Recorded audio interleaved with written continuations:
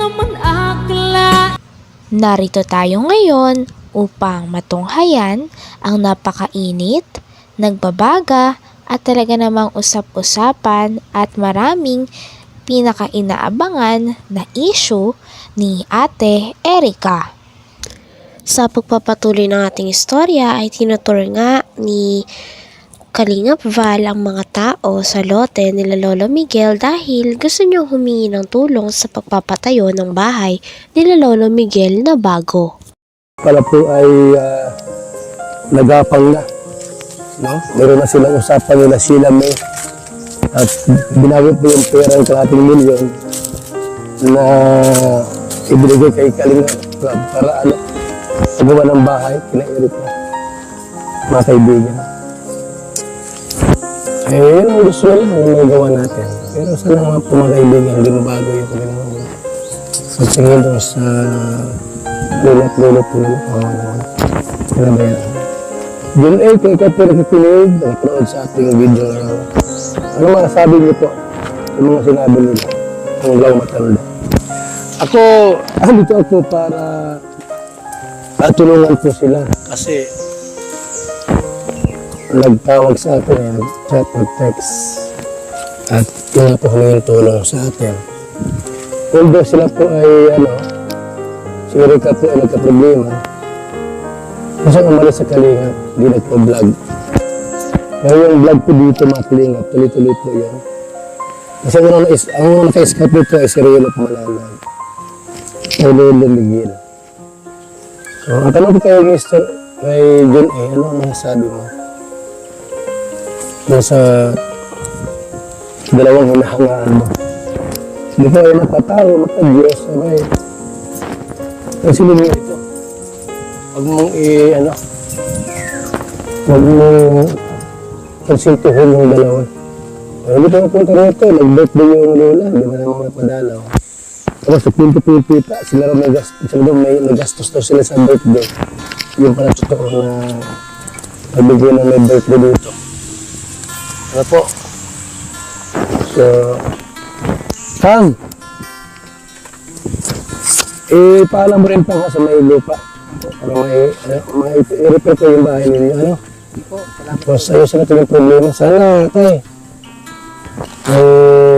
Kung malamang matawag ko na Jessica ni Erica dito. Sila na. Yan na po sa akin. Magtampo ka na? Pinirest ko na po sa aking memorya. Magtampo ka na sa kanila? Tampo na po yun. Kung sakaling bumalik, kung may tawad, tanggapin mo? Kahit na po. Yan na lang. Masagit lang sa loob, ano? Simple po sa ginawa lang yan. Kahit pag ikaw na sugatan, pero may pilat yan. Pero mahal mo sila tayo noon pa. Noon po, mahal ko yan. Hatid sundo, nung maliliit pa yan. Sama-sama ko yun sa pahila ng Karabaw. Gustong-gusto nga tulungan Kalingap Val sila Lolo Miguel dahil naniniwala din siya na deserving talaga sila Lolo Miguel. At isa pa, senior na daw si Lolo Miguel kaya sana itulungan daw natin at i-prioritize daw talaga natin ang mga seniors. Po humingin tulong sa atin.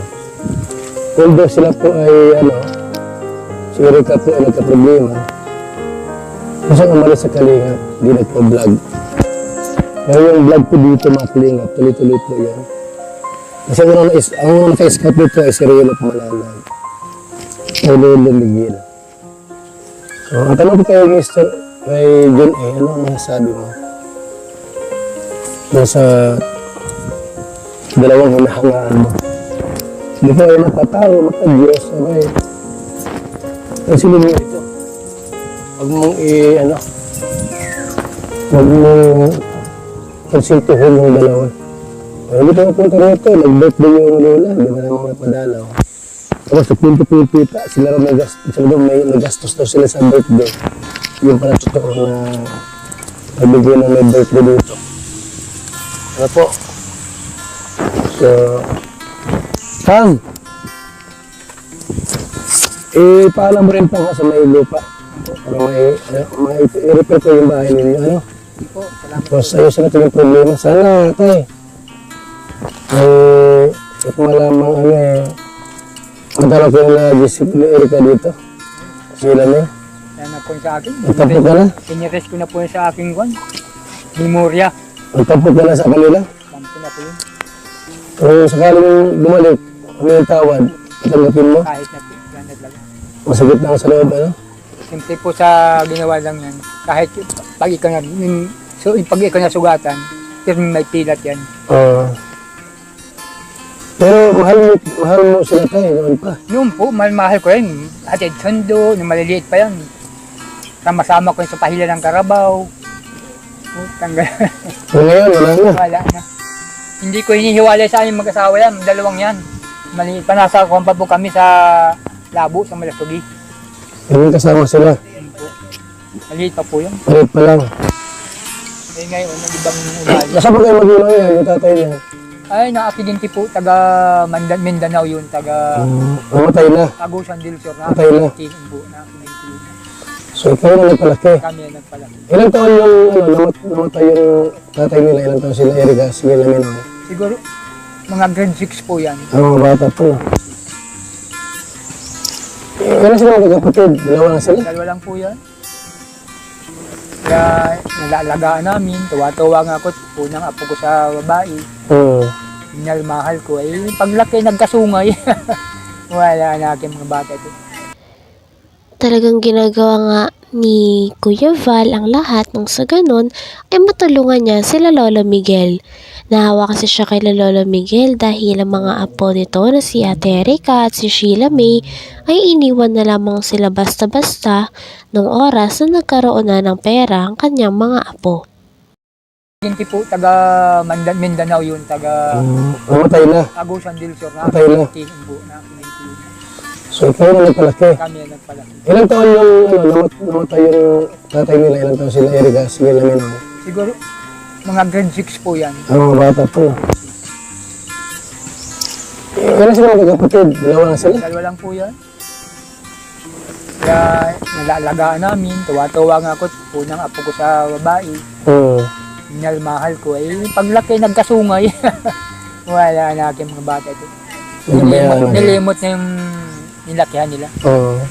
Kung saan ang galing? Hindi ko maanuhan ko tanggal, mga ugali na pagkagayon niya. Pati nga po kami, malaman namin yung bata. Bayaw ko yan. Bisita naman sa amin. Galabo yan. Oo.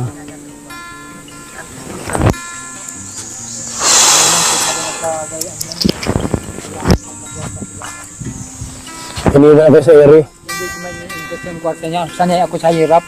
Kung sabi silang ng ganyan, wag lang silang lalapas tanganin yung apo nila.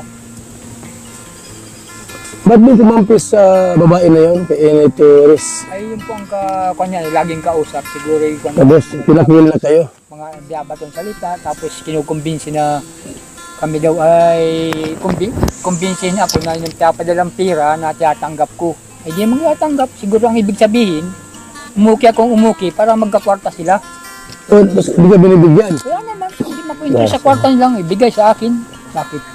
Nagkakapira naman ako. Oo. So para paano, yung mga anak ko din nabigay sa akin, mas 500. Yung anak naman ko nagtatrabaho doon, 1,000, 500. Then napadala naman sa akin. Pag ako'y nalagas-lagas dito, may kwarta din ako dito. Hati naman kami ng may-ari. Oo. Kaya hindi ako interest man sa kanilang. Ilan taon ka na tayo?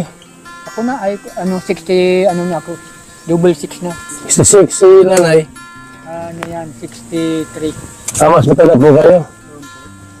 So, alam ko lang po kasi yung pinost niya sa social media, kung totoo yun, pala, yung palang pera ka ng gatlo, para sa materialis pala yan. Materialis lang po yun, ang nahawakan. Yun po ang totoo, maski kanila, materialis lang binili ko nun. Pero kanilang pira, yun di sa akin. So yung tindahan mo ba dyan ay, dahil yung tindahan niya, galing sa, Kay Kwan pa po yan, kay Ruel pa yan. Yung sa asawa niya. yung pero lubos na yun. Yung laman ng tindahan. Yung bahay. Okay. Yung laman ng tindahan, lubos na yung kay Royal dati. Yung kumbahay po, ano pa po yan, yung tinutulong pa po yan. Hanggang dito na lamang muna ang ating napakainit, nagbabaga at talaga namang pinakausap-usapan na issue ni Ate Erika. Maraming salamat sa inyong panonood. Hanggang sa muli. Bye!